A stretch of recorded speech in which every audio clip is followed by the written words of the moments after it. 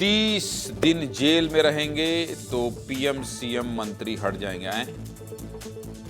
मतलब जेल जाना, मंत्री पद से हाथ धोना, वो चाहे प्रधानमंत्री हो चाहे मुख्यमंत्री। हाँ भाई, ये बिल पेश हुआ है और इसी पर हंगामा हुआ है। मानसून सत्र के 20वें दिन सदन की कार्यवाही चली। लोकसभा में 3 नए बिल पेश किए गए, लेकिन बवाल बिल को लेकर ही हो गया। विपक्ष 3 नए बिल को लेकर जोरदार हंगामा करने लगा, 30-70। और करे भी क्यों ना, बिल नेताजी लोगों से भी जुड़ा हुआ है।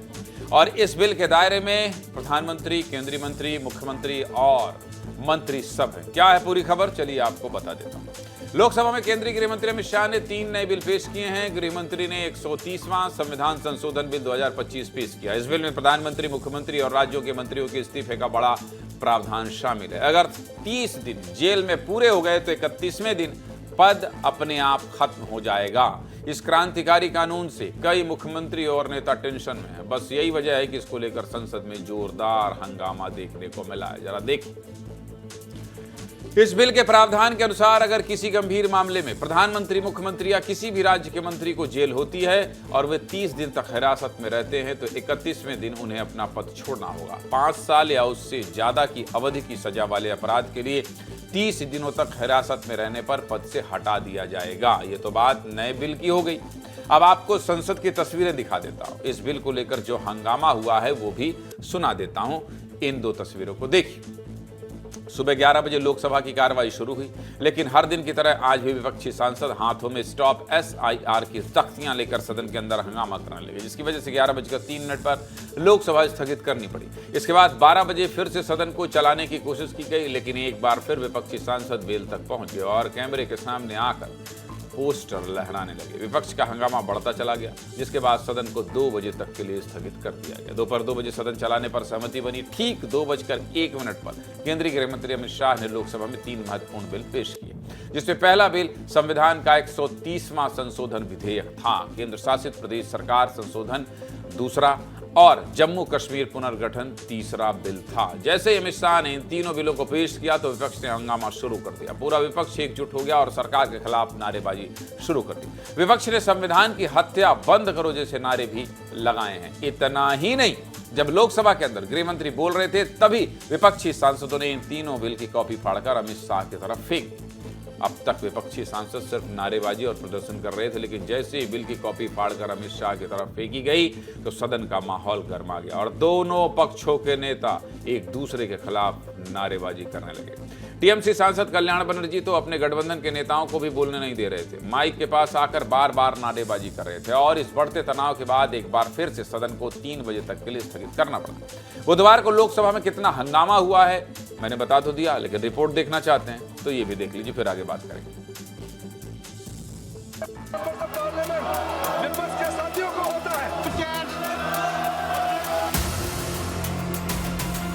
महोदय, मैं प्रस्ताव करता हूं कि भारत के संविधान का संशोधन करने वाले विधेयक को पुनर्स्थापित करने की अनुमति दी जाए।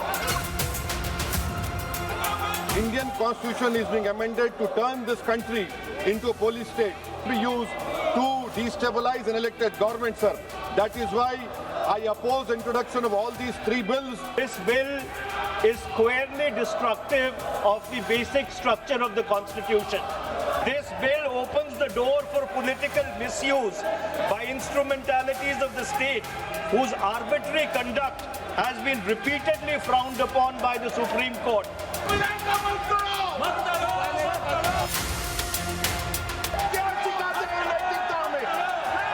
और मैं तो चाहता हूं कि ये नैतिकता के मूल्य पड़े।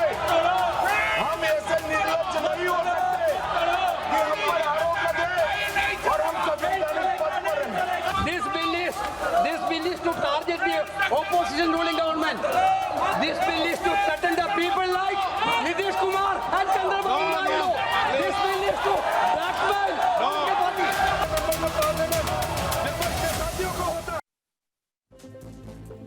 देखा आपने, कैसे सदन के अंदर आज पूरे दिन गहमागहमी चलती रही।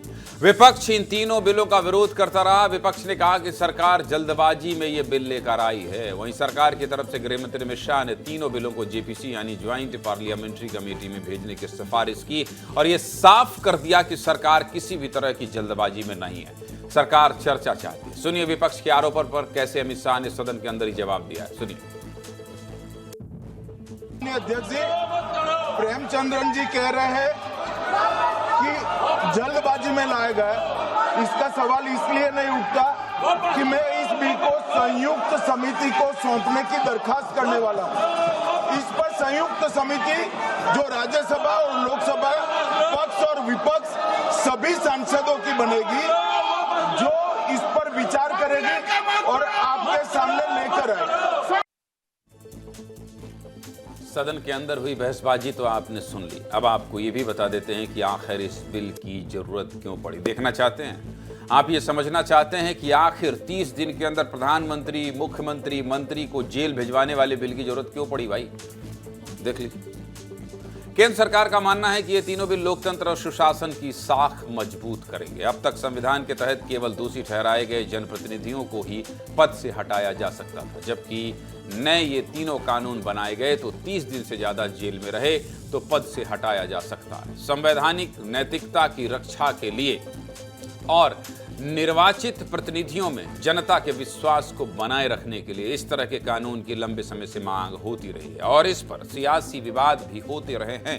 जब कोई बड़ा नेता, मंत्री जेल जाता है तो दूसरे पक्ष के लोग इस्तीफे की मांग करने लगते हैं। जैसे आपको अभी हाल फिलहाल के 2 उदाहरण बता देते हैं। दिल्ली के पूर्व मुख्यमंत्री अरविंद केजरीवाल देश के पहले मुख्यमंत्री थे जो पद पर रहते हुए जेल गए और करीब 6 महीने जेल में रहे, लेकिन अपने पद से इस्तीफा नहीं दिया। इसके बाद तमिलनाडु सरकार में मंत्री सेंथिल बालाजी भी करीब 8 महीने जेल में रहे, लेकिन अपने पद से इस्तीफा नहीं दिया। बिल क्या है, इसकी जरूरत क्यों पड़ी, ये तो आपको बता दिया, लेकिन बिल को लेकर जो राजनीतिक बयानबाजी हो रही है वो भी आपको सुना देता हूं। सुनिए।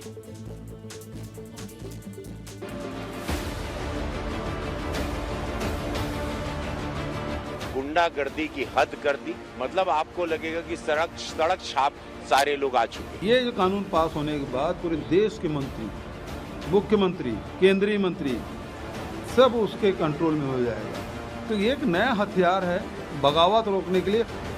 Tomorrow you can put any kind of case on a chief minister and put him in jail for 30, have him arrested for 30 days without even him being convicted. ये निश्चित रूप में देश के अंदर और पारदर्शिता लाने में बड़ा अच्छा रहेगा, स्पष्ट रहेगा। जो लोग इसको विरोध करते हैं वो देश में अराजकता, देश में कानून के ऊपर उनकी स्वभाव यही दर्शाती है। कहीं ना कहीं उनके बिलों में जनता का हित कम और अपने विरोधियों को नुकसान पहुंचाने की मंशा ज्यादा दिखाई देती है। एक तरीका है कि जहां आप चुनाव नहीं जीत सकते वहां अब आपको हाउस ट्रेडिंग नहीं करना है, टॉपल कर दो, अनस्टेबल कर दो। इस तरह का ओछापन और इस तरह की हरकतें जो सदन के अंदर हुई, उसने लोकतंत्र को शर्मसार भी किया और ये भी दिखा दिया कि विपक्ष भ्रष्टाचार के साथ खड़ा है। ये रातों रात क्यों लाए बिल? पहले तो नहीं था, क्योंकि कांग्रेस वहाँ जमीन पे उतरी हुई है। कार्रवाई 3 बजे तक के लिए स्थगित की जाती है।